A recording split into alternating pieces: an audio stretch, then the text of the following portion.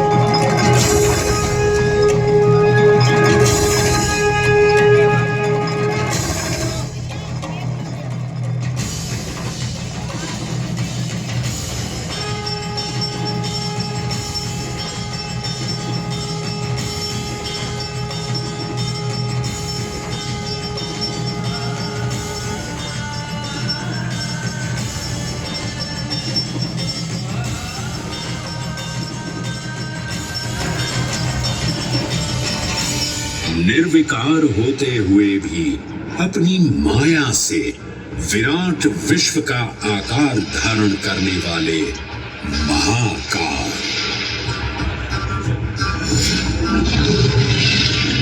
मेरुगिरी को धनुष और भगवान विष्णु को बाण बना दैत्यों के 3 पुरों का नाश करने वाले महाकाल, वो महाकाल जो तीनों लोकों में विद्यमान सभी शिवलिंगों में प्रधान है।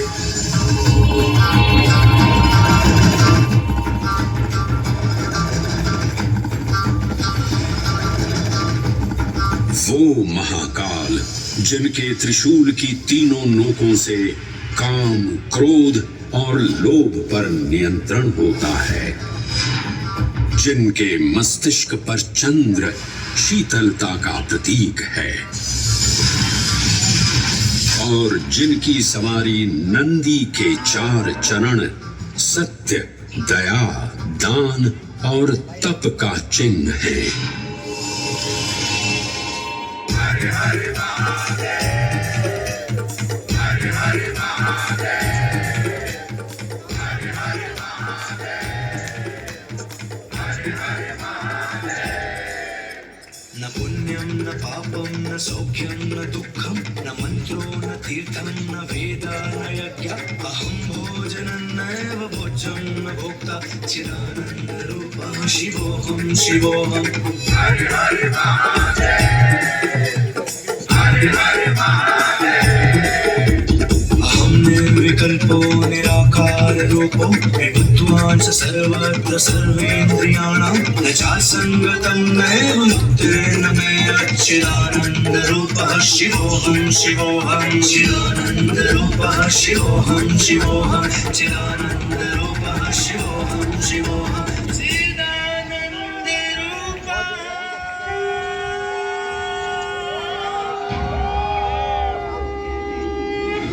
वराह पुराण में कहा गया है, नाभिदेशे महाकालस्तन्नाम्ना तत्र वै हरः, अर्थात नाभिदेश उज्जैन में स्थित भगवान महाकालेश्वर तीनों लोकों में पूजनीय हैं।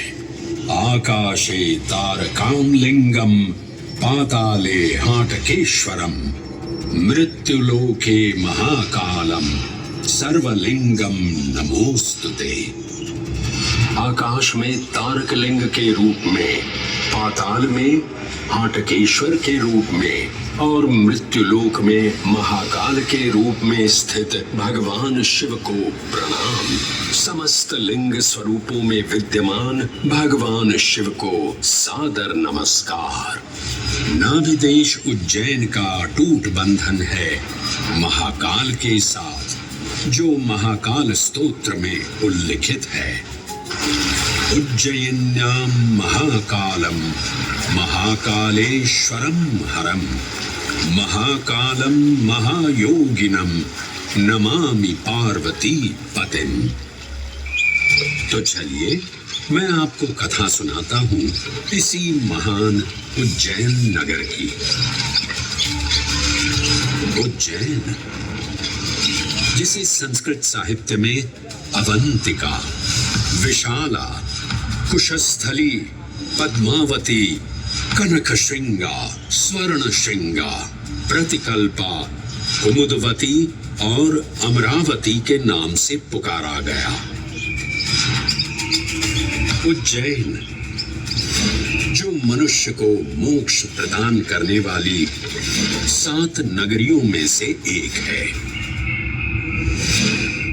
उज्जैन, जहां 84 महादेव का आशीर्वाद प्राप्त है।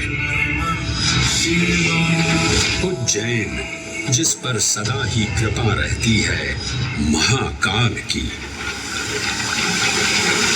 यहाँ सतत क्षिप्रा नदी की निर्मल धारा बहती है। डमरू के नाद से जीवन को ऊर्जा मिलती है। घंटियों की झंकार मन को आनंदित करती है। और यहाँ का आकाश शिव आशीष स्वरूप है।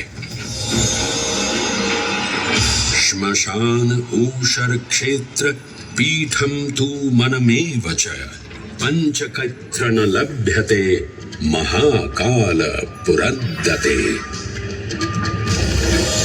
अर्थात यहाँ पर श्मशान, ऊषर यानी अनुपजाऊ भूमि, क्षेत्र अर्थात पवित्र भूमि, पीठ यानी शक्ति स्थान और मन अर्थात आध्यात्मिक शांति का स्थल, पांचों एक ही स्थान पर उपलब्ध है।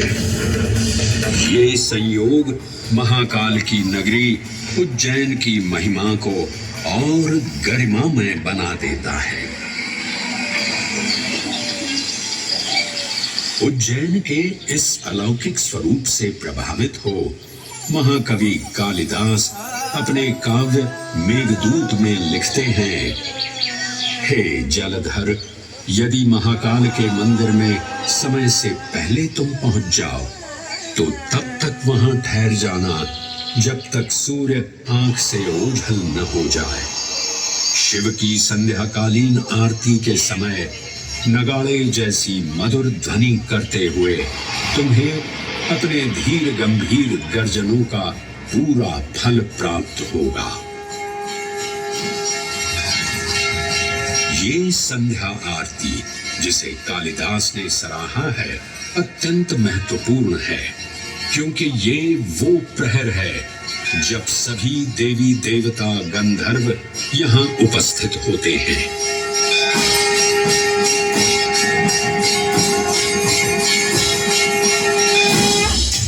उज्जैन की महिमा अद्वितीय है।